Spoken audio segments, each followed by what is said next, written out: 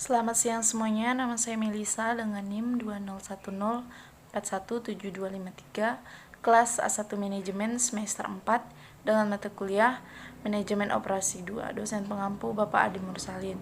Baik, pada kesempatan kali ini saya akan menjawab soal yang telah Bapak berikan di sipol. Oke, langsung saja pada soal yang nomor 1, siapa pembicara dari kedua video di atas? Sebutkan dan jelaskan topik yang dibicarakan oleh kedua video pembicara di atas. Jawab. Untuk pembicara pertama yaitu adalah Ronald Sukwadi. Topik yang beliau bahas yaitu ada dua topik atau dua sesi. Untuk sesi pertama ada 7 topik. Yang pertama yaitu Product Activity, yang kedua Project Management, yang ketiga Forecasting atau peramalan, yang keempat Quality, yang kelima proses revisi, yang keenam location, yang ketujuh layout strategi. Untuk sesi kedua yaitu akan dibahas suggestion, MRV, material quantitying, dan scheduling. Oke, untuk video yang kedua yaitu adalah Bapak Faisal, dan topik yang dibicarakan adalah mengenai bagaimana seseorang dapat mengendalikan the operation sendiri. Untuk pengendalian sendiri, metode perusahaan terlihat apakah digunakan sesuai dengan perencanaan atau tidak. Oke, untuk soal nomor 2 ada beberapa materi yang dibicarakan oleh pembicara pertama di video pertama. Sebutkan dan jelaskan.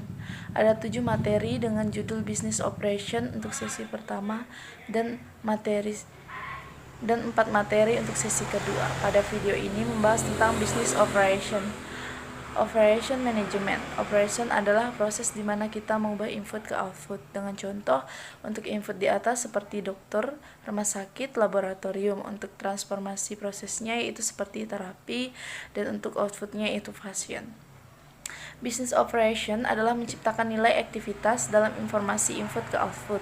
Dalam suatu bisnis atau usaha minimal ada 3 fungsi, yaitu yang pertama marketing, kedua production atau operation, yang ketiga finansi atau accounting.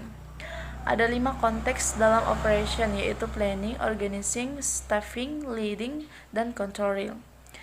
Ruang lingkup operation manager adalah bagaimana mendesain bisnis, kualitas, kapasitas desain, strategi lokasi, layout strategi, job design, supply chain management, inventory management, scheduling, dan maintenance. Project management itu terdiri dari perencanaan, scheduling, dan controlling. Oke, lanjut pada nomor 3, ada berapa materi yang dibicarakan oleh pembicara video kedua. Sebutkan dan jelaskan.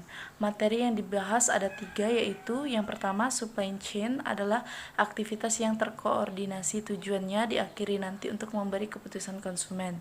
Yang kedua MRP atau Material Requirement Planning, yang berbicara tentang seberapa banyak barang yang harus dipesan dan kapan barang itu harus dipesan dan kapan kita membutuhkannya. Untuk yang ketiga yaitu short term scheduling atau penjadwalan, itu siapa mengerjakan apa dan kita harus memprioritaskan job dan meminimalkan keterlambatan. Jelaskan isi dari penjelasan oleh pembicara 1 di video pertama, apa yang dapat Anda pelajari dan manfaat apa yang Anda peroleh dari menonton video pertama. Jawab, operasional adalah proses di mana kita mengubah input ke output. Dengan contoh untuk input sendiri yaitu seperti dokter, rumah sakit, dan laboratorium. Business operation adalah menciptakan nilai aktivitas dalam informasi input ke output. Dalam suatu bisnis atau usaha minimal ada 3 fungsi. Yang pertama itu marketing, yang kedua production atau operational, dan yang ketiga finansi atau accounting. Ruang lingkup operational manager adalah bagaimana mendesain bisnis, kualitas, kapasitas, desain strategi, lokasi, strategi job, desain supply chain management, inventory management, scheduling, maintenance. Peran manajer proyek sangat terlihat bertanggung jawab untuk memastikan bahwa yang pertama, semua kegiatan yang diperlukan selesai dengan tertib dan tepat waktu. Yang kedua, proyek masuk sesuai anggaran. Dan yang ketiga, memenuhi sasaran kualitas. Yang keempat, orang-orang yang ditugaskan untuk proyek menerima motivasi, arahan, dan informasi. Tujuan penjadwalan proyek yaitu yang pertama menunjukkan hubungan setiap aktivitas dengan aktivitas lainnya dan keseluruhan proyek. Yang kedua, mengidentifikasi hubungan prioritas antara kegiatan. Yang ketiga, mendorong peraturan perkiraan waktu dan biaya yang realistis untuk setiap kegiatan. Yang keempat, membantu memanfaatkan orang, uang, dan sumber daya material dengan lebih baik dengan mengidentifikasi hambatan kritis dalam proyek. Penilaian proyek terdiri dari pemantauan ketat sumber daya, biaya, anggaran, kualitas. Kedua, umpan balik memungkinkan merevisi rencana proyek dan mengalihkan sumber daya.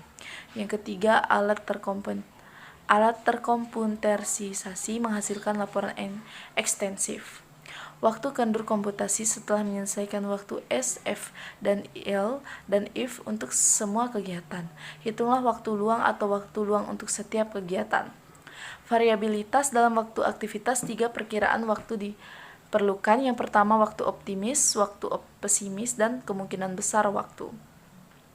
Perkiraan cakrawala waktu terdiri dari 3, yaitu yang pertama ramalan jangka pendek, yang kedua perkiraan menengah, yang ketiga ramalan jangka panjang.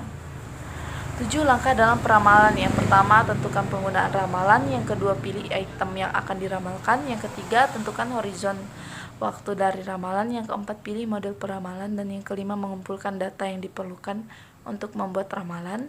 Yang keenam, membuat ramalan. Yang ketujuh, memvalidasi dan mengimplementasikan hasil.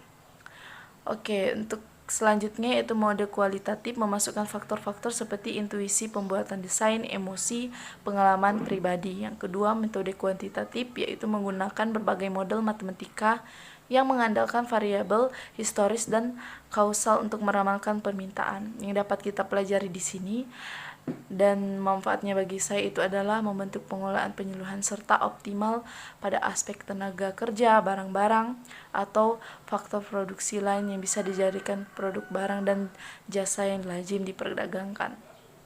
Serta saya dapat mempelajari bagaimana mendesain bisnis, kualitas, kapasitas desain, dan lain-lainnya. Manfaat yang dapat saya peroleh di sini, saya mendapatkan wawasan dari sebuah pembicara dari kedua video tersebut, dan menurut saya ini benar-benar memotivasi saya serta memberikan saya seperti pengalaman dan ilustrasi yang sudah saya pikirkan untuk saya ke depannya nanti bagaimana. Oke, lanjut soal nomor 5, yaitu jelaskan isi dari penjelasan oleh pembicara 2 di video kedua. Apa yang Anda pelajari dan manfaat apa yang Anda peroleh dari menonton video kedua? Jawab, isi dari video kedua adalah tentang penjelasan supply chain, MRP, dan penjadwalan, mempelajari tentang bagaimana bisnis supply chain, MRP, dan penjadwalan dari ketiga materi tersebut. Yang dapat kita pelajari adalah bahwa rantai pemasukan dalam setiap bisnis itu pasti berbeda-beda, dan juga kita dapat mengetahui cara mengoptimalkan bisnis dan perusahaan yang dapat menjadwalkan jadwal dan mengetahui beberapa keuntungan. Oke, baik, sekian dari saya. Mohon maaf jika ada kesalahan kata. Saya ucapkan terima kasih.